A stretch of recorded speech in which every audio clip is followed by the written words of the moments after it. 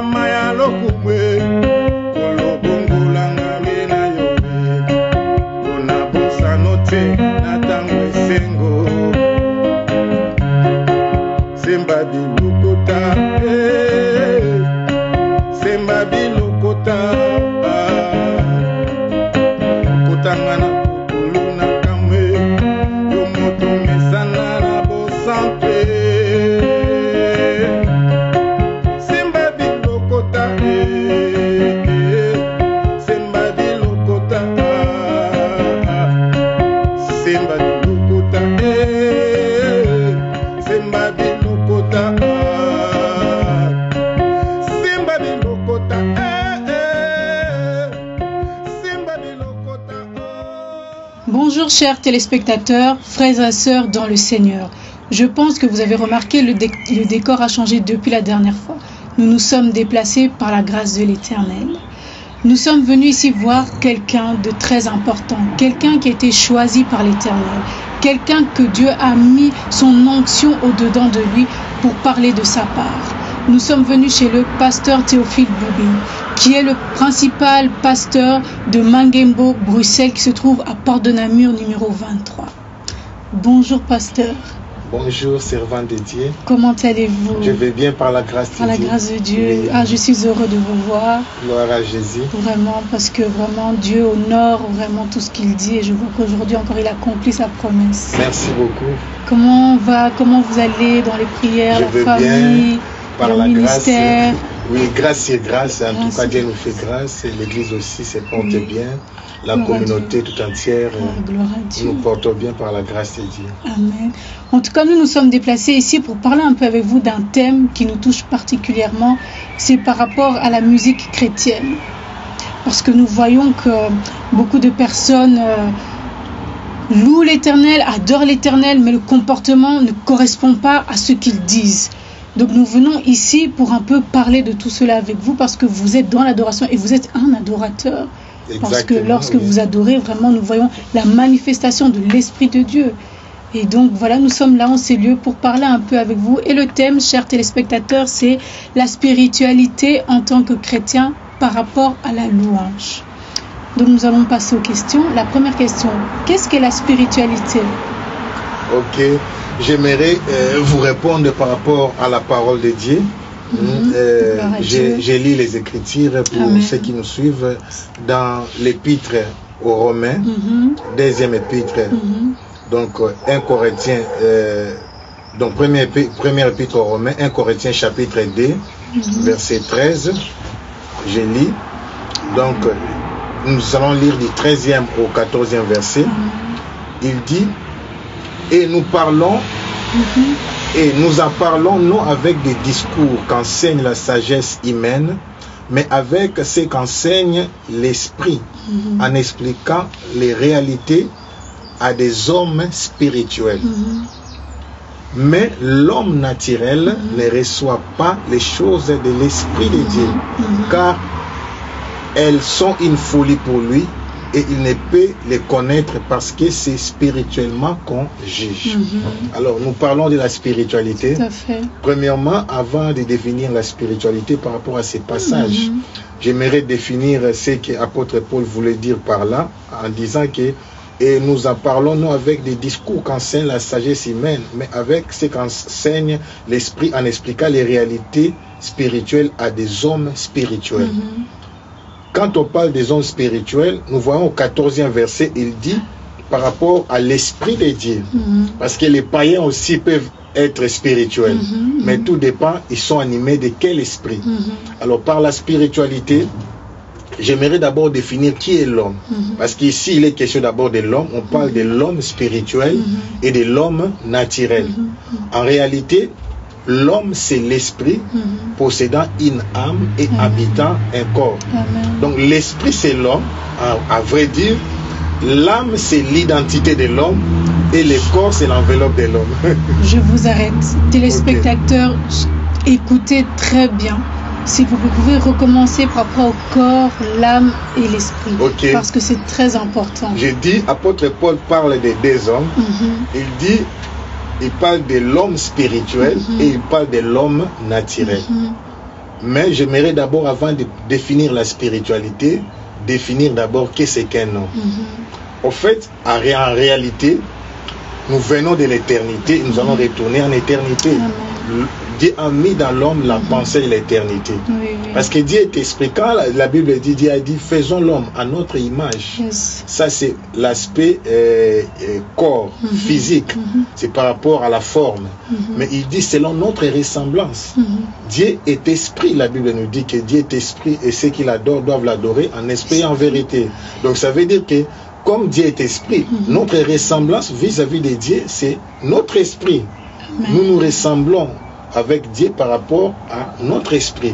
Donc, l'homme, c'est l'esprit possédant une âme, habitant un corps. Chers téléspectateurs, c'est dangereux. Là, c'est dangereux.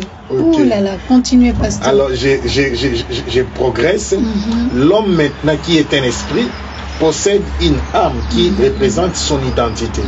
C'est pourquoi l'âme est la source de beaucoup de choses. Donc c'est dans l'âme, quand on parle de l'âme, nous voyons le cœur.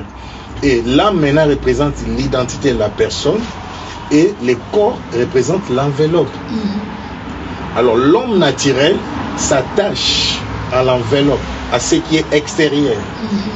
Et l'homme spirituel s'attache à son identité et à son esprit, à son âme et à son esprit, à ce qui est intérieur.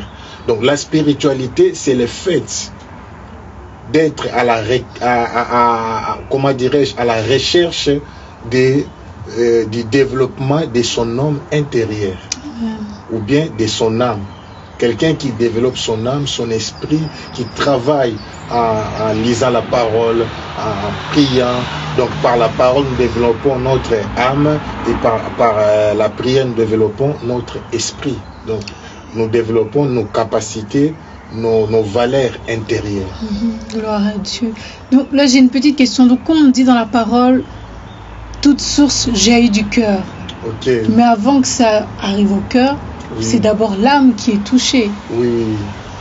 Au fait, quand on parle de cœur, nous voyons la manifestation de l'âme qui est d'abord spirituelle, mais il y a une connexion entre le corps et l'âme. D'accord. Quand on parle de la chair, donc quand on dit un homme charnel, c'est quelqu'un qui marche par rapport au corps. Mais la parole de Dieu maintenant vient séparer l'âme et l'esprit pour que le corps ne puisse pas influencer l'esprit. Donc l'homme spirituel marche selon l'esprit, mais l'homme charnel marche selon la chair ou bien selon les désirs du cœur. Alors c'est pourquoi quand vous répétez un peu ce que vous venez de dire, quand on dit toute source jaillit du cœur, donc c'est qu'avant que ça arrive dans le cœur, l'âme déjà a été touchée avant de descendre au cœur. C'est pourquoi David dira, je serre ta parole dans mon cœur afin de ne pas pécher contre toi. Donc tout dépend de la connaissance. Plus ton âme est développée par rapport à la connaissance de la parole de Dieu, plus l'âme est influencée par cette connaissance. Vous voyez? Alors, j'aimerais plutôt dire que tout dépend de la source de la connaissance. Quand quelqu'un est influencé par les choses du monde, par des théâtres païens, par des philosophies mondaines, par des discours qui viennent du monde, et il ne sera aussi par conséquent influencé que par cette connaissance. Mais quand tu es influencé par la parole de Dieu, tu seras aussi conduit par la parole de Dieu. Donc tout dépend de la source de la connaissance que l'âme a. D'accord. Vous comprenez ce que je voulais dire par là? Amen. En tout cas, chers téléspectateurs, j'espère que vous suivez bien parce que c'est un sujet très important. Deuxième question. Pasteur, nous voyons quand il y a la louange, dès qu'on met la louange dans les églises, les gens se lèvent, commencent à danser. On ne veut même pas d'adoration, on veut seulement de la louange. Mais le problème est que quand il y a la louange, les gens se lèvent, on voit des danses qui ne sont pas des danses. C'est des danses mondaines. On se croirait des fois des concerts qu'on ne comprend pas très bien. Comment se fait-il? Parce que normalement, nous devons nous différencier du monde, même lorsque nous dansons pour notre Dieu. Comment se fait-il que maintenant tout est mélangé? Qu'est-ce qui se passe dans la tête du chrétien? Ok. Alors là, nous revenons encore par rapport à la source. La source est très très importante. C'est pourquoi la Bible dit mon peuple est péri faute de connaissances. Je peux catégoriser ces gens-là je vais parler de 3 catégories. La première catégorie consiste des personnes qui sont ignorantes, qui sont effectivement conduits ou bien influencés par l'Esprit de Dieu. J'aime une chanson qu'on chantait beaucoup quand on était des petits. On dit quand l'esprit de Dieu habite en moi, j'ai chanté comme David. Alors quand quelqu'un est comment dirais-je, influencé ou bien sous la mouvance du Saint-Esprit, il peut sauter, faire des mouvements, des gestes que lui-même ne peut pas contrôler. Et souvent quand quelqu'un qui a aussi une connaissance d'une danse quelconque du monde peut aussi confondre et dire ah, telle personne danse telle chanson. Là, la personne est ignorante et aussi innocente parce que là, il est sous la mouvance du Saint-Esprit, il ne fait pas ça exprès. La deuxième catégorie consiste aux gens qui ont beaucoup passé du temps dans le monde, pour ne pas dire beaucoup, bien ils ont eu un passé là où ils étaient dans ces domaines-là ou bien dans ces mondes-là, dans l'Est, dans ces systèmes. Ils ont tellement dansé ces danses et quand il vient maintenant dans les seigneurs, il a encore des séquelles. Et quand on met maintenant la musique de Dieu, comme dans son âme, cette musique-là résiste encore. Il peut aussi faire des pas comme la chanson de l'autre monde. Voilà. Mais il y a aussi la troisième catégorie des chrétiens inconvertis, qui ne sont pas encore convertis, qui viennent dans l'église en suivant peut-être les mouvements, je ne sais pas, mais il n'est pas encore réellement converti. Alors quand ils viennent comme ça, et quand on met la musique de Dieu, et commence effectivement, comme vous dites là, à commencer à danser, effectivement, réellement comme s'ils étaient encore dans le monde. Donc c'est la nostalgie qui fait ça. Donc il n'est plus dans le monde, il est dans le Seigneur, mais il n'a pas encore enlevé. Les choses anciennes ne sont pas encore passées. Et une fois qu'on met la musique, et surtout si la note ou bien comment dire, les rythmes jouent de la même manière, c'est pourquoi c'est très dangereux de jouer comme dans le monde. Et là, vous suscitez en lui les désirs là mondains qui résiste encore en lui ou bien en elle. Alors c'est ce qui fait que la personne, qui peut être une sœur ou bien un frère, commence maintenant à danser comme s'il était encore dans le monde, mais là il n'est pas encore converti, bien qu'il est déjà dans l'église. Donc moi je dirais, avant de commencer dans la musique chrétienne, il faudra un enseignement. Oui, effectivement. Si par exemple moi je veux devenir chantre de l'Éternel, il faudrait d'abord qu'on m'enseigne. Oui, on vous enseigne à accepter Christ comme Seigneur et Sauveur, et surtout aussi passer par la délivrance. Et ce sont des liens. La musique profane souvent est utilisée avec la sorcellerie, la magie, l'occultisme, c'est l'envoûtement.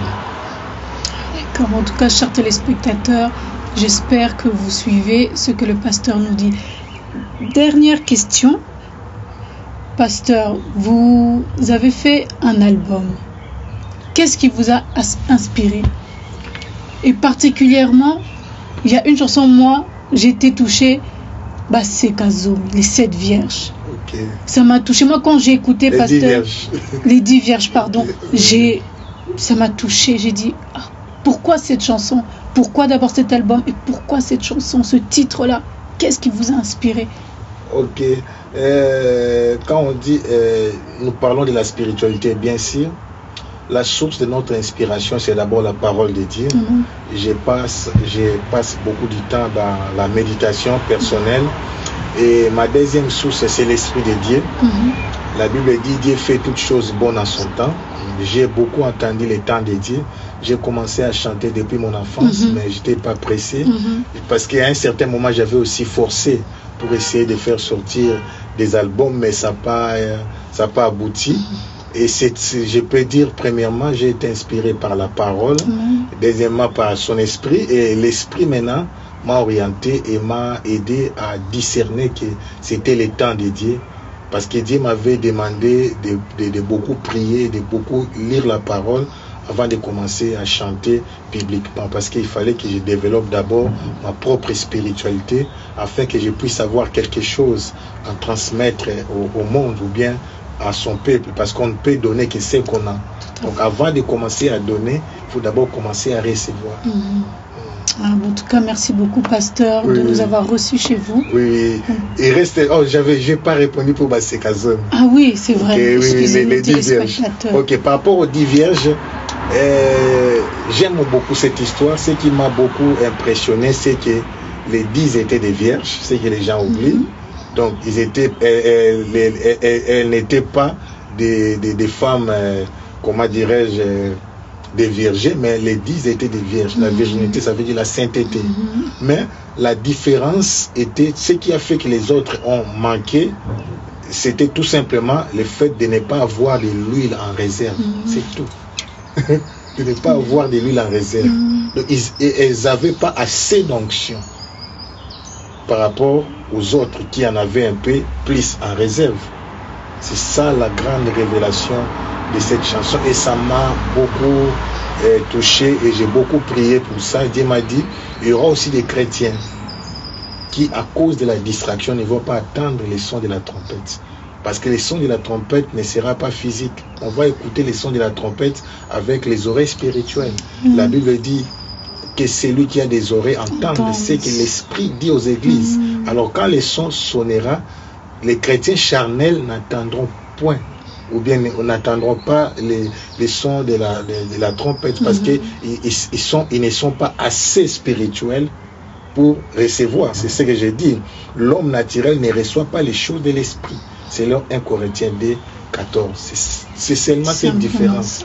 Donc la spiritualité est très très importante, même pour l'enlèvement de l'église, pour avoir la capacité spirituelle d'entendre les sons de la trompette. En tout cas, merci beaucoup, pasteur, de nous avoir reçus chez vous tout d'abord. Merci à vous de aussi. Nous avoir invités. En tout cas, que Dieu continue à se glorifier dans vos vies et dans votre ministère, ainsi que celui de votre famille. Merci, que Dieu vous bénisse. Merci, pasteur. Chers téléspectateurs, c'était la sœur Esther, votre humble servante, en direct d'Alos de chez le pasteur Théophile. J'espère que vous avez bien écouté l'enseignement qu'il nous a donné par rapport à la musique et par rapport à la spiritualité sur le plateau de la Voix des chrétiens. Que Dieu vous bénisse.